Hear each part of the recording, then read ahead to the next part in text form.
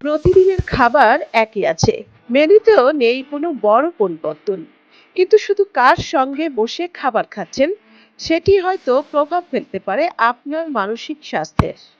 গবেষণা বলছে নিয়মিত একা খাবার অভ্যাসের সঙ্গে বিষণ্ণতার ঝুঁকি সম্পর্ক রয়েছে।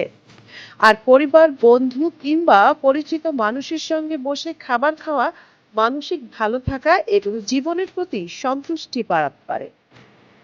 অন্যদের সঙ্গে একই সঙ্গে বসে খাবার খাওয়াকে বলা হয় কমেন্ট্যান্টি। খাবারের টেবিল শুধু খাবার খাওয়ার জায়গা নয়, এখানে হয় গল্প, হাসি আর সম্পর্কের আদান প্রদান। চীনে 60 বছরের বেশি বয়সী 9,000-এরও বেশি নারীকে নিয়ে করা এক গবেষণায় দেখা গেছে, যাদের সঙ্গে বসে খাবার খাওয়ার মানুষের সংখ্যা বেশি, তাদের মধ্যে বিষণ্ণতার ঝুঁকি তুলনামূলক কম। আর জাপানের গবেষণাতেও মিলেছে একই ইঙ্গিত। এমনকি পরিবারের সঙ্গে একই বাড়িতে থেকেও যারা নিয়মিত একা খাবার খান, তাদের মধ্যে বিষণ্ণতার লক্ষণ বেশি দেখা যেতে পারে।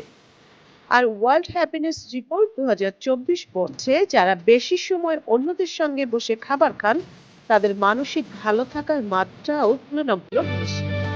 তাই আজকের ব্যস্ত জীবনে অন্তত একটি খাবার পরিবার বা প্রিয় মানুষের সঙ্গে ভাগ করুন।